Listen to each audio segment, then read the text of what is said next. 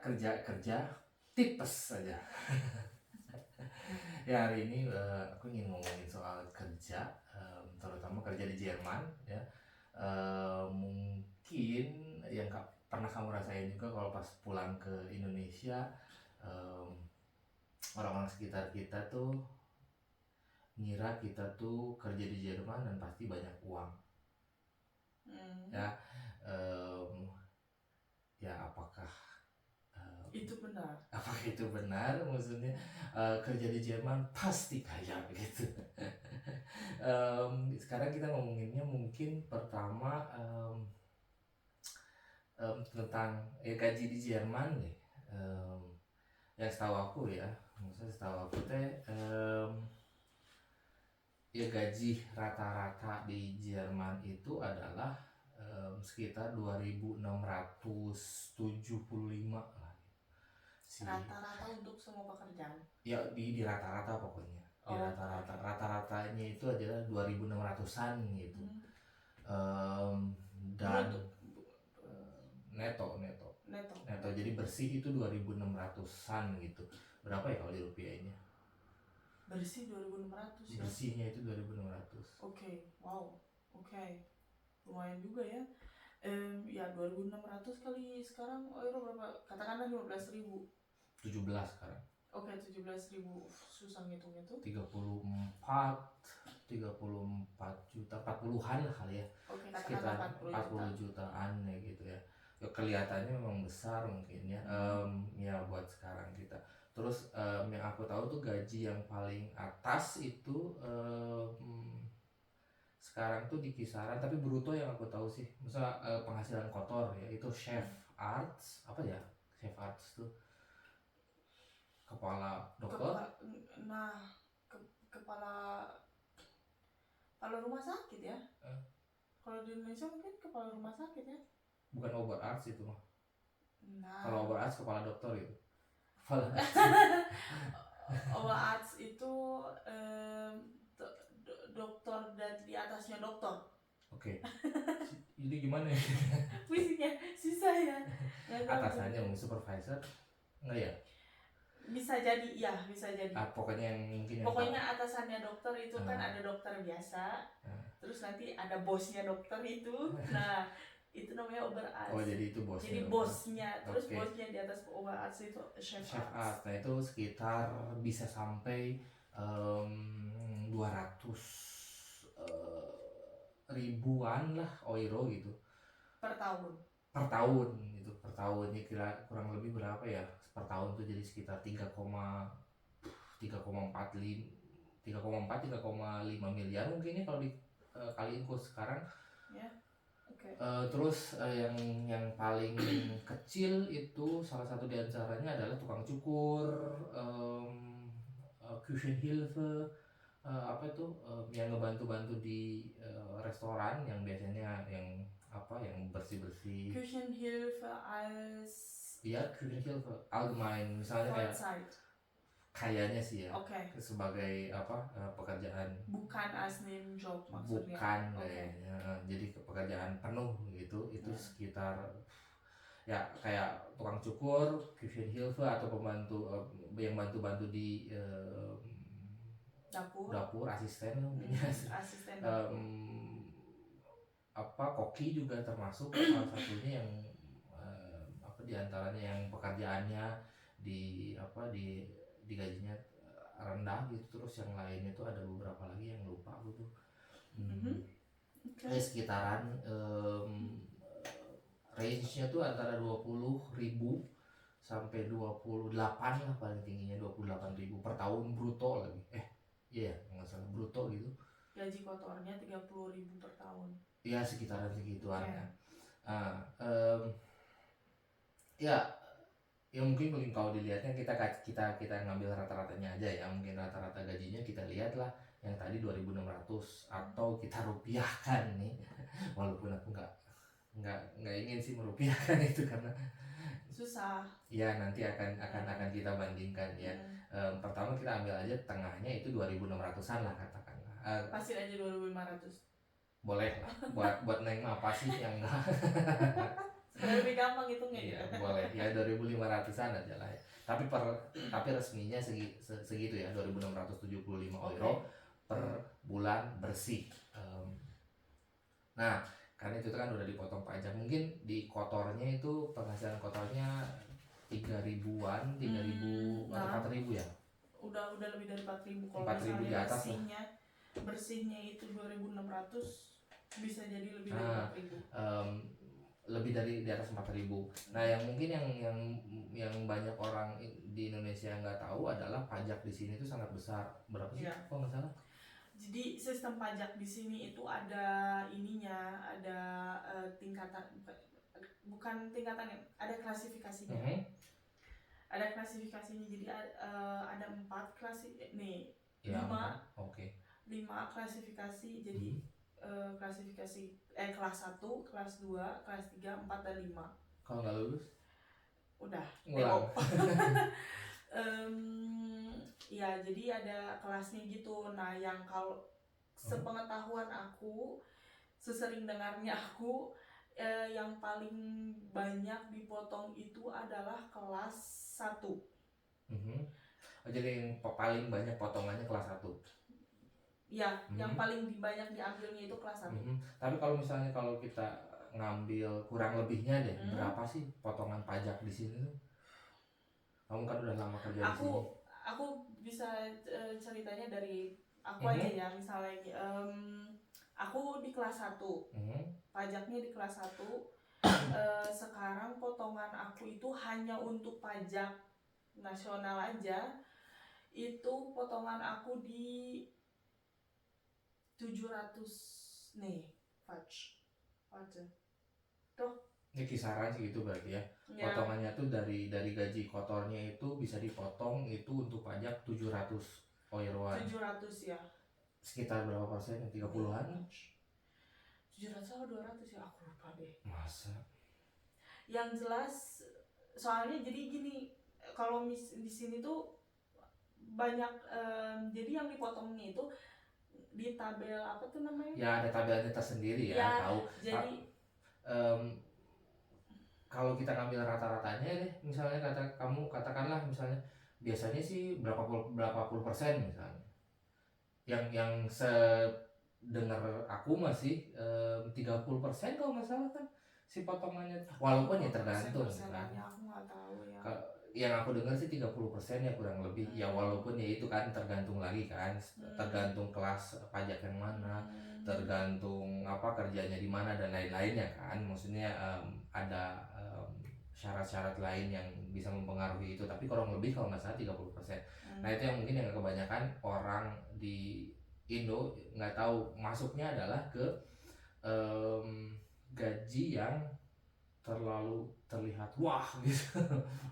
Iya, jadi mungkin orang-orang mikirnya kayak, gaji kamu misalnya ada cerita dapat dari orang, gaji kalau misalnya kerja di Jerman itu gaji misalnya 3.000.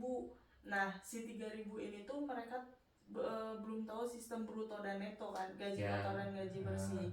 Nah, kalau misalnya ada yang bilang ada satu pekerjaan gajinya misalnya 3.000, harus dipertanyakan dulu itu tuh bersih atau kotor. Kalau misalnya kotor di 3.000 itu tuh setelah dipotong pajak nasional, pajak bukan pajak, potongan-potongan yang lainnya lah. Ya, ada banyak potongan lah, termasuk Krankenversicherung, termasuk itu kan asuransi kesehatan. Itu tidak gratis. Jangan sampai termakan. Ya, genau. Termasuk asuransi kesehatan, asuransi untuk masa tua. Iya, Rentenversicherung. Iya, namanya masa tua. Asuransi masa tua. Bukan. Apa ya? Pensiun. Jaminan hari tua. Pensiun. Iya, jaminan hari tua, pokoknya itulah. Pensiun dan lain-lainnya gitu. Iya, maksudnya aku tuh pengen mungkin seenggaknya mengclearkan ini karena beberapa kali aku lihat di iklan di Indonesia yang menawarkan kerja di Jerman itu ngeliatinnya itu gaya ngebandingnya tuh atau mempromosikannya itu em, terlalu gimana ya, terlalu wah gitu, karena misalnya gaji 40 juta, gaji 50 juta, tapi kan yang banyak orang mungkin atau apa calon pekerja di sini nggak tahu adalah ya misalnya gaji 60 juta tuh misalnya, tapi kan di sini juga kalau bayar atau sewa rumah juga kan maksudnya ya tidak semurah yang di Indonesia. Kan di Indonesia misalnya kayak aku dulu ngekos cuma 950.000 sebulan udah semuanya, air air listrik itu udah semuanya. Tapi kan di sini kayak di sini misalnya Wonung aja. Iya, iya itu yang sempat kita bahas juga di video pertama ya. Cuma di video Di episode pertama kita, pertama ya. ya di episode pertama.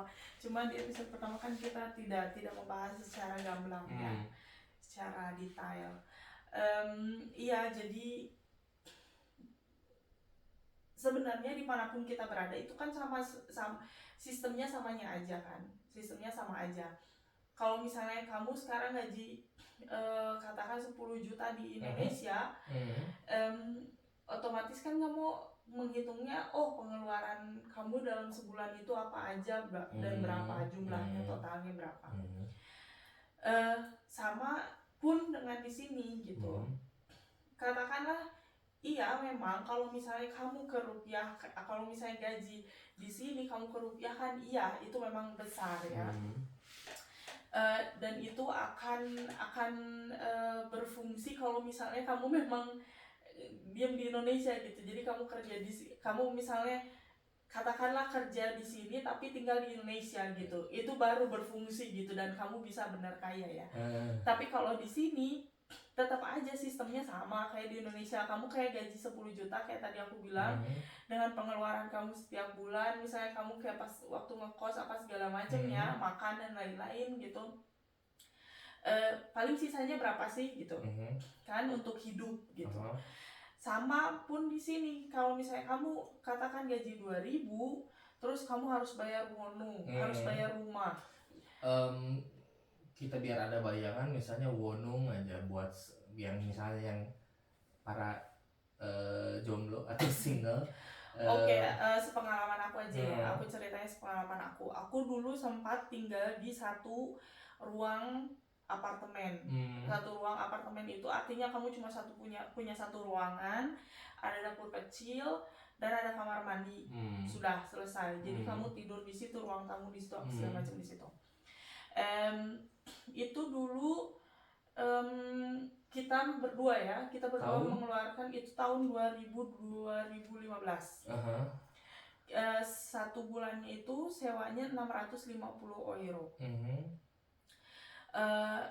Untungnya pada saat itu kita sudah ekstra semua. Kita sudah tidak usah memikirkan listrik. Kita hanya harus mengeluarkan ekstra uang untuk bayar WLAN, wifi. Jadi waktu itu ya waktu itu 2015 dan kita kan kebetulan euro. Kita nyewa di yang rumah punya orang Indonesia kan. Genau, jadinya itu lebih murah karena biasanya di sini kan itu. Karena di sini biasanya kan kalau misalnya nyewa rumah atau kamar kan butuh lagi deposit untuk didiemin nih kalau ada kerusakan dan lain-lain di ketika kita pindah, atau misalnya ada ketika ada kerusakan yang harus diganti. Ya waktu itu juga kan kita kalau deposit selalu ada waktu. Iya, tapi kan waktu cuma tidak aturannya tidak seketat sama orang Jerman. Normalnya kan misalnya 2-3 bulan kan biaya sewa. Tapi misalnya ya dulu tahun 2015 itu sekitar 600 euro. Tapi untuk kamar yang ya satu ruangan aja. Jadi gitu, kecil, kamu tidur di situ, ruang tamu di makan situ, makan di situ. Cuma punya ekstra dapur ya, kecil. Biasanya juga kan dapur juga kan biasanya ada juga yang nggak pakai sekat, jadi ya ada masak juga di situ. Jadi masak juga di situ sama kamar mandi. Udah. Ya, nah biasanya kalau sama orang Jerman itu kamu bayar rumah aja. Jadi bayar apartemennya aja. Misalnya katakanlah 600 euro itu untuk apartemennya aja. Ya, kalau misalnya sekarang kita lihat pasarannya deh. Misalnya untuk Wonung satu kamar, kita ngambil satu kamar aja. Harga 500 masih ada kah? Untuk ukuran misalnya 13 kuadrat meter di kota Mungkin besar ya, di di mansion. kota besar udah nggak akan Nggak ada. kan ya? Udah nggak akan Minimal ada. harus nyediain 700. 700, 800 Ya harus mungkin siap, ada misalnya ya. kita gaji 2.000, potong Wonung 700 ya. Jadi untuk sewa rumah 700. Itu cuma rumah aja ya. Ya, belum kalau misalnya kan eben kosten ya, biaya-biaya lainnya kan, kalau misalnya ada tambahan, kalau enggak ya kan, atau welan misalnya kita harus bayar sendiri kan, tambahan lagi. Itu misalnya cuma untuk sewa rumah 700 dari 2.000, katakanlah dari 2.500 misalnya 700 diambil buat Wonung. Kalau misalnya Wonungnya kecil kan, kalau misalnya kayak sekarang nih yang rumah yang kita tinggalin, seukurannya ukurannya 74 kuadrat meter, ini meter kuadrat. Harganya dengan air dan lain-lain itu 1.400-an. 1.400. Nah katakanlah kalau misalnya aku mau hidup nyaman nih, walaupun sendiri itu belum sama listrik ya. 1.400 itu cuma rumah dan air ya. Kalau untuk sama listriknya lagi itu tambah lagi. Mungkin detail Wonung dan lain-lainnya tentang KTBLC-nya nanti kita bisa bikin lagi di episode selanjutnya untuk ngomongin gimana sih tentang Wonung. Misalnya katakanlah aku mau aku pengen nih tinggal di maksudnya yang agak enakan, aku taruhlah 1.500 dari 2.500 berarti udah kekurang gitu, misalnya 1.500 tinggal 1.000, belum potong makan belum misalnya belanja kan, sandang pangan papannya udah ada nih, tinggal pangannya misalnya kalau misalnya masak tiap hari oke lah, bisa hemat lah ya, misalnya buat satu orang mungkin katakanlah sekarang satu orang kalau kamu makannya sedikit bisa hemat banget. Iya sih. Tapi kalaupun misalnya kamu harus, sebenarnya kamu oke lah mau masak atau enggak, pengeluaran kamu samanya aja. Ya kan, tapi kalau misalnya keseringan keseringan makan di luar kan, kayak kita aja misalnya kalau makan. Ya tapi kalau misalnya kamu sendiri sekali beli kebab, terus kebabnya untuk 2-3 hari, samanya aja kan? Ya mana ada, bosen juga. Ya kan, siapa tahu maksudnya. Kabur hasil. Mungkin ada. Ya bisa aja sih, bener sih, kalau yang nggak makan banyak mungkin bisa ditekan, tapi katakanlah kita rata-rata mungkin 200-300 ya buat satu orang sebulan. Satu orang untuk zaman sekarang katakanlah 200 ya 200 lah untuk satu orang sebulan ya. 200 tinggal sisa 800, belum misalnya kalau mau belanja dan lain-lain, belum ada keperluan lain-lain.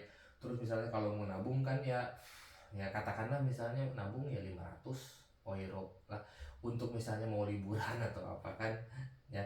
Jadi kalau misalnya ngelihat ada penawaran yang gede ngajeblag gitu kamu dapat gaji 50 juta bro, lihat dulu, misalnya bro and sis, lihat dulu di mana kamu tinggal, berapa biaya hidupnya, living cost-nya, biaya hidup, yaitu tadi dari yang dasar, rumah, kamu butuh rumah, pasti butuh rumah dan segala macamnya gitu, harus dihitung dulu dari situnya. Jadi ada banyak hal yang harus dipertimbangkan lagi. Jadi jangan ngelihat waduh orang bisa benghar ya, setahun ini orang bisa umroh, ya bisa tapi dah harus ngapain Indomie terus kayak kanker usus kan nggak gitu juga. Ya menurut aku sih ya itu untuk mengklirkan itu gitu, karena aku merasa ya mungkin ada informasi yang kurang atau memang belum dijelaskan ya, dari misalnya informasi yang dari iklan atau selebaran yang aku baca gitu. Ada beberapa yang aku baca, menurut aku sih nggak linear gitu perbandingannya. Dalam misalnya ada juga yang misalnya ngasih tahu misalnya ya asuransi gratis dan lain-lain. Enggak, itu kita semua bayar sendiri, dipotong dari penghasilan dan semuanya itu. Gaji, ya. Jadi jangan sampai terlalu Terpengaruh dengan iklan. salah satunya itu, ataupun misalnya terlalu menggebu, aduh saya ingin kerja di Jerman pasti lebih enak karena saya bisa kaya dalam waktu berapa tahun, dapat reward nanti. Bisa kayak kalau misalnya kamu benar-benar untung-untungan dapat rumah misalnya bayar cuma 200, terus Ya, segalanya serba minim, ya bisa-bisa kalau aja. faktor X-nya mah iyalah, tapi kalau misalnya katakanlah kita hidup normal lah gitu ya, Selayaknya orang-orang. iya, bisa hidup, iya, bisa nabung, iya, tapi tidak sebanyak yang kamu kira gitu kan. Tapi kalau misalnya ya lagi-lagi kalau misalnya ada faktor X, kamu hemat, kamu nggak hedon, misalnya kamu dapat hunian yang murah dan lain-lain, tentunya bisa gitu kan. Dan Ya. kamu masih single, itu pasti bisa. Dan menabung, nggak punya anak lagi ya, aduh punya anak pusing. Ya gitu jadinya ya. Pertanyaan lanjutannya adalah jadinya worth it nggak sih maksudnya kerja di sini tuh? Maksudnya kan kamu yang kerja udah lama kerja di sini, aku Worth it. aku dulu cuma kerja Kuchenhilfe doang itu 10 jam seminggu gitu, dapat berapa, 400 euroan gitu dulu. Worth it kalau menurut aku, karena yaitu walaupun semuanya serba dipotong sebelumnya tanpa kita harus mengatur apa ini segala macamnya, tapi hidup kita sudah terjamin. Kita nggak usah mikirin lagi, aduh asuransi gimana ya, takutnya nggak kebayar, takutnya nanti kalau sakit gimana ya, nggak bisa bayar, nggak di cover sama asuransi apa segala macam. Ketidaktenangan seperti itu tidak ada gitu di sini. Jadi emang ya udah gitu, kamu kerja untuk hidup, dan kualitas hidup dan kualitas mental juga mungkin terjaga ya. Iya, karena di sini walaupun itu cuma hoax ya. Maksudnya mereka kan kalau mereka di sini mengiklankannya work life balance. Iya, jadi karena kita kan punya sistem juga, dalam 1 tahun itu ada hari liburnya yang sudah ditentukan gitu. Jadi sekitar 30 hari. Kalau sekarang jadi 32. Itu sebenarnya tergantung ininya, tapi antara 30 sampai 32 hari. Dalam 1 tahun itu. Di luar tanggal merah ya. Di luar tanggal merah. Di luar tanggal merah. Sedangkan di Wayan itu banyak banget tanggal merahnya, guys. Jadi itu ya. Ya itu, jadi kamu dengan gaji kamu cuma harus hidup aja, menjalankan hidup aja. Kamu kerja, terus kalau misalnya waktunya kamu untuk liburan, ya kamu tinggal liburan gitu. Jadi nggak akan ada kepikiran yang itu yang tadi aku bilang gitu. Oh nanti kalau aku sakit gimana ya? Oh bulan depan aku harus bayar asuransi gimana ya? Oh kalau misalnya gini gimana? Oh kalau misalnya gitu gimana? Nggak akan ada yang kayak gitu lagi gitu. Ya jadi berarti ya hidupnya lebih baik, tapi kalau untuk misalnya banyak uang banget juga ya banyak uang, dia tergantung orangnya itu. Kalau misalnya kamu bisa menabung, bisa hemat, tergantung bisa orangnya, tergantung pekerjaannya ya misalnya. Jadi jangan lagi kalau misalnya ada orang-orang yang di Indonesia yang punya temen kerja di luar negeri, khususnya di Jerman misalnya, banyak duit nih, enggak juga ya. Mungkin bisa jadi emang iya, bisa dia punya banyak duit, tapi tidak selalu. Tidak semua orang seperti itu. Tidak bisa disamaratakan bahwa orang yang bekerja di luar negeri itu banyak uang gitu. Maksudnya kan tidak selalu bawa banyak uang, karena kami pun di sini yang bekerja di sini pun banyak pengeluaran untuk di sini gitu kan. Tidak selalu datang ke kampung halaman tuh bisa bangun rumah untuk orang tua. Jadi ya soalnya ada beberapa kayak ya dulu aja kayak pas aku pulang ke saudara momen lebaran gitu atau apa gitu, waktu di Jerman mah cenah yeuna ya mereka nggak tahu aja aing sampai nyikat WC untuk bertahan hidup di sini gitu, nyikat WC orang gitu, untuk bisa makan doang gitu. Titelnya mungkin oh iya gaya tinggal di Jerman ya, aing ya capek gitu. Gimana ya mau di itunya. Dia tinggal buat ya maksudnya kan sistemnya semua orang itu mulai dari nol. yang nggak Jadi juga ada yang punya privilege. Oke, maksudnya ada, tapi kan Nah, jangan ya ini mah ya. Cuma pengalamannya maksudnya kita, kalau pengalaman kita kita yang nol datang ke banget. sini dari nol gitu. Kita ngebangun, kita sekolah lagi, kita apa gitu maksudnya untuk bisa Iya, untuk sampai bisa bekerja di sini tuh kan ada usahanya. nggak punya relasi di sini. Dari yang gaji kita cuma berapa ratus euro sekarang sampai bisa gaji yang tadi gitu ya. Iya. Misalnya katakanlah gitu rata-rata yang tadi gitu, itu kan butuh waktu yang lama juga Ya gitu. untuk kita ya dalam kasus yang kita, tapi dalam kasus yang misalnya yang lain juga tentunya ada yang lebih cepat, ada yang lebih lambat, ada yang sukses, ada yang enggak. Jadi kan ya itu sih tergantung pribadinya masing-masing lagi ya. Jadi ke apa sukses atau enggaknya dalam menabung misalnya, atau sukses enggaknya dalam karir di sini juga tergantung lagi ke pribadinya masing-masing. Tapi ya kalau di apa ditarik garis lurusnya garis lurus apa sih Garis besarnya garis besarnya, kalau di garis besarnya ya umumnya sih ya begitu. Jadi ya kalian menghasilkan uang, kalau itu akan menjadi besar kalau dikonversi ke rupiah. Dan kalau kita tinggal di Indonesia atau kita misalnya kerja sisihkan uang ke apa ditabung di Indonesia, beliin tanah, beliin apa, itu tentunya akan jadi sesuatu. Tapi karena kayak kita kan ya satu dan lain halnya kita banyak keperluan dan lain-lain, jadinya ya uangnya tetap aja habis gitu untuk keperluan kita di sini. Jadi balik lagi ke nasib ke pribadi masing-masing. pribadi, nasib seseorang sama takdirnya.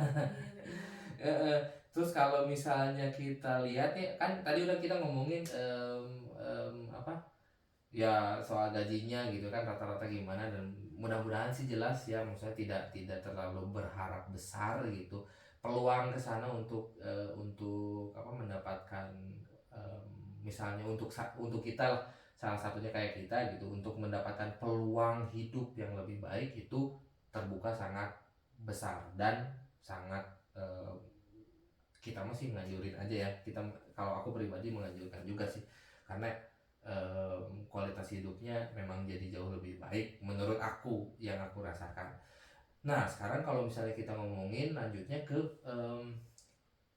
kesempatan kerja tuh, bidang profesinya yang terbuka misalnya sangat memungkinkan untuk waktu sekarang gitu. Apa aja sih profesinya? Kalau sebenarnya kalau misalnya kamu mau apa ya sih, mau aman kerjaan yang kan kayak kemarinnya kita ada pandemi nih. Ada beberapa bidang pekerjaan yang perusahaannya memutuskan untuk merumahkan karyawannya gitu. Dan mereka kayak mungkin cuma 30% digaji atau 50% kayak gitulah. Kalau terus ya kalau misalnya mau aman, pekerjaan yang paling aman adalah di bidang sosial. Salah satunya kalau sependengaran aku lah ya. Contohnya misalnya kayak sekarang aku di bidang Ed Sheeran. Ed Sheeran itu adalah pendidik di PAUD PAUD atau atau TK.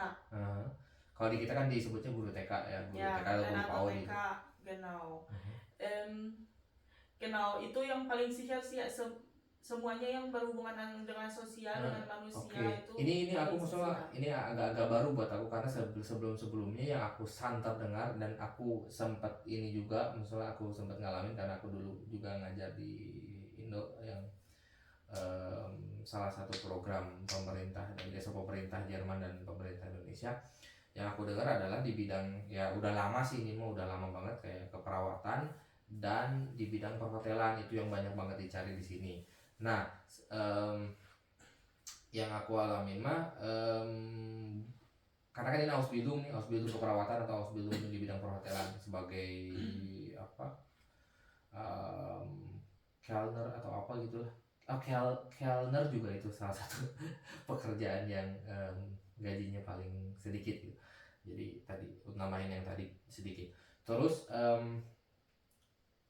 ya selain dua ini adalah ada yang program itu sekarang tuh yang lagi santer karena memang Jerman itu sedang defisit tenaga kerja di bidang ini, terutama di bidang keperawatan sama perhotelan.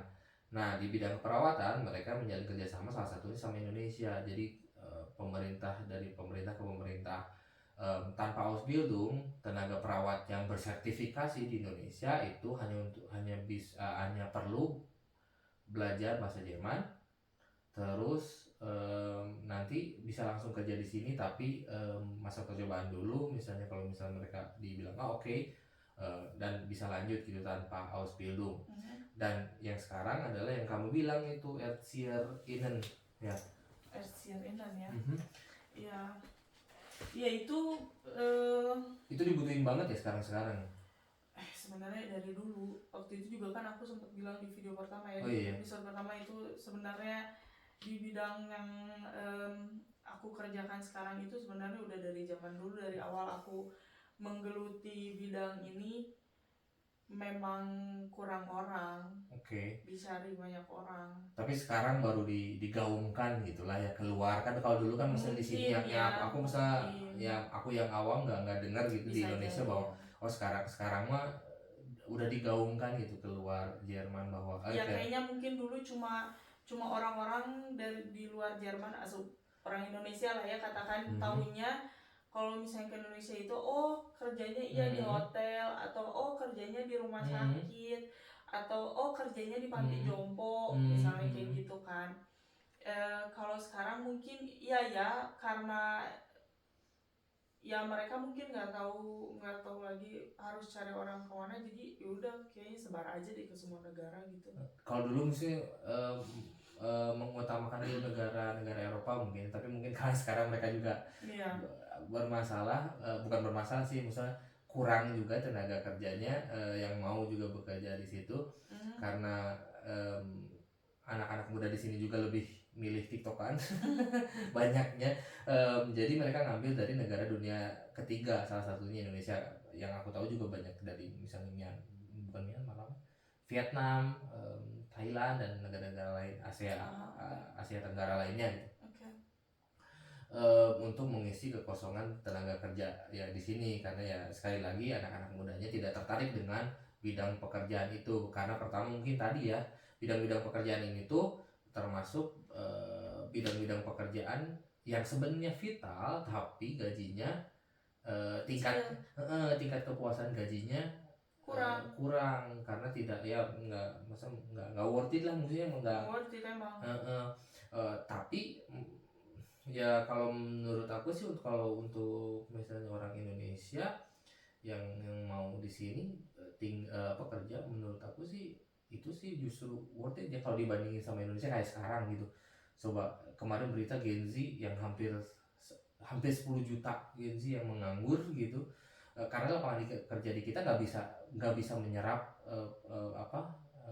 calon pelamar kerja gitu. Mungkin dari syarat-syaratnya juga ya.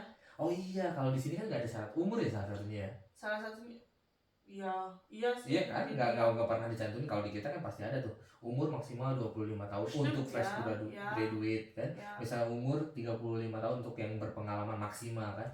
Salah ya, satu jadi penghalang adalah itu gitu kan.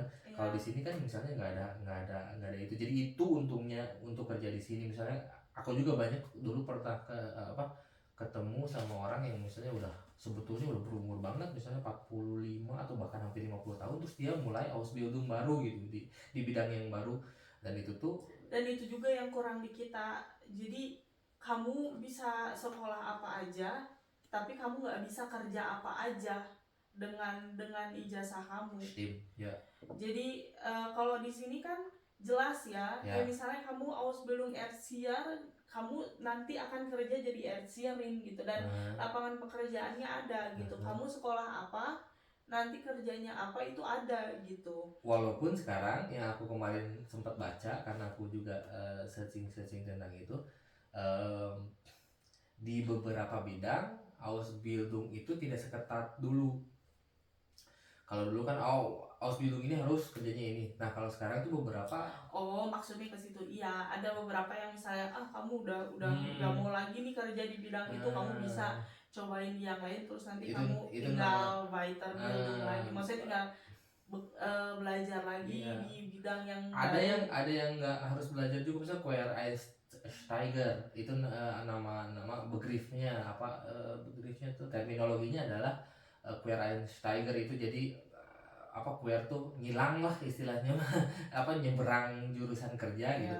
Ada yang memang harus misalnya belajar lagi dulu misalnya dalam tempo yang lebih singkat dari Ausbildung. Yang lebih singkat dari Ausbildung. Ada juga yang memang ya udah learning by doing aja gitu, misalnya kayak dulunya guru terus pengen kerja di kantor misalnya, jadi back office gitu, bagian back office bisa.